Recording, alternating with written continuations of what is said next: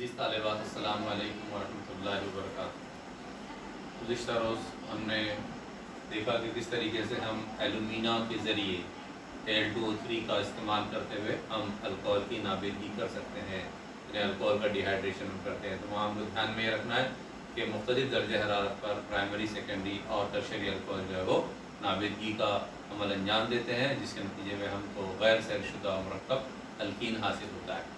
आइए आज हम बात करते हैं कि अगर हमारे पास मुर्तकिज़ सल्फ्यूरिक एसिड है या अगर सल्फ्यूरिक एसिड हमारे पास है तो सल्फ्यूरिक एसिड का इस्तेमाल करते हुए हम मुख्तलिफ़ अल्कोहल की नाबेदगी किस तरीके से करते हैं।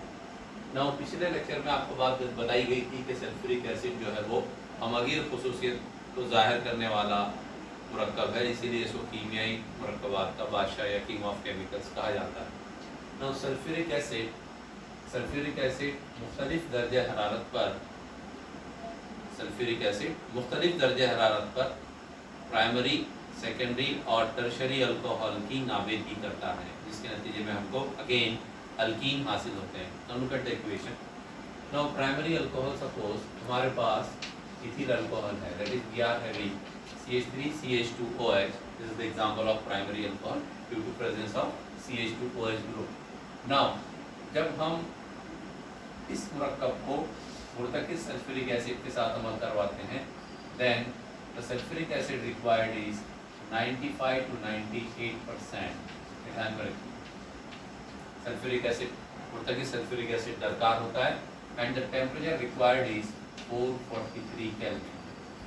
443 केल्विन, ये बात ध्यान में रखिए, क्योंकि सल्फ्यूरिक एसिड अगर अल्कोहल के साथ अमल कर रहा है and the temperature is low, that is 413 kelvin अगर टेम्परेचर है, then the nature of reaction is somewhat different.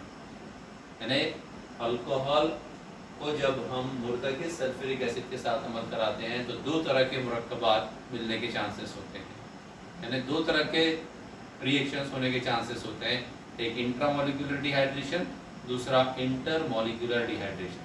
Now here, if the temperature is 443 Kelvin, there is a intramolecular dehydration. Intra दरून सालमा की नाबेदगी होगी, मतलब अल्कोहल का सालमा OH group यहाँ से खारिज करेगा और हाइड्रोजन CH3 वाले पड़ोसी एडजेसेंट कार्बन से खारिज करेगा। नतीजे में हमको हासिल होगी क्या? CH2 double bond CH2 plus H2O। कब होगा ये इंट्रामोलिकुलर डिहाइड्रेशन? कब होगा? when the temperature is 443 Kelvin. Now suppose the temperature is 413 Kelvin, 413 Kelvin अगर है, and the same compound we are having, that is CH3 CH2OH, ठीक है। Now again मुर्तकिज़ sulphuric acid H2SO4, but what is the difference? The difference is the temperature.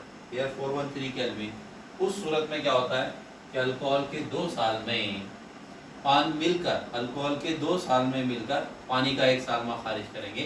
As a result we get CH3CH2O single bond CH2 single bond CH3 plus what H2O। देखिए यहाँ भी H2O खारिज हुआ, यहाँ भी H2O खारिज हुआ, कंपैरेटिव स्टडी, यहाँ भी H2O खारिज हुआ, यहाँ भी H2O खारिज हुआ, लेकिन यहाँ जो H2O खारिज हुआ ये अल्कोहल के 2 साल में मिलाकर खारिज हुआ।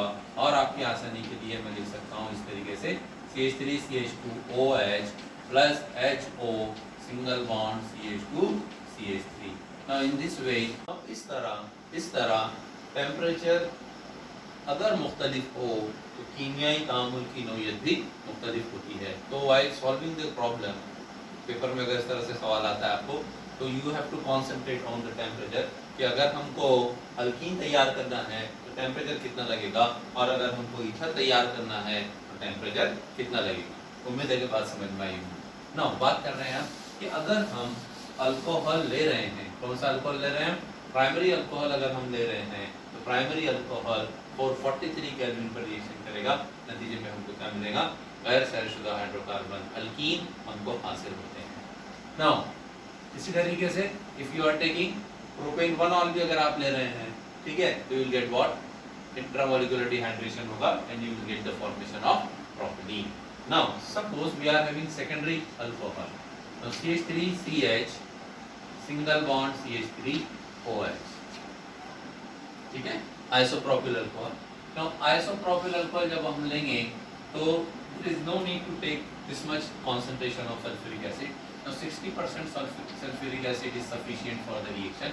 60% sulfuric acid, देखिए जैसे जैसे हम प्राइमरी से टर्शरी अल्कोहल की तरफ जाएंगे वैसे वैसे यहाँ इर्तिकाज भी कम होता जाएगा, इर्तिकाज भी H2SO4 का कम होता जाएगा, and the temperature required is also less, ठीक है। देखिए this reaction take place at 373 kelvin, 373 kelvin पर रिएक्शन होगा। अगेन एक हाइड्रोजन यहाँ से खारिज होगा, OH यहाँ से, नतीजे में हमको मिलेगा CH3CH double bond CH2, CH3CH double bond CH2 plus what H2O, ठीक है। now इसी तरीके से अगर हम टर्शरी अल्कोहल ले रहे हैं, suppose we are taking tertiary alcohol, now CH3C example is tertiary butyl alcohol, ठीक है। now single bond OH, only 20% H2SO4 is sufficient। ये क्या हो रहा है, टेम्परेचर कम होता जा रहा है एंड टेम्परेचर कंसंट्रेशन कम होता जा रहा है एंड टेम्परेचर भी कम होगा। This reaction take place even at 363 kelvin, 443, 373, 363 kelvin. नतीजे में अगेन इंट्रामोलिकुलर डिहाइड्रेशन होगा।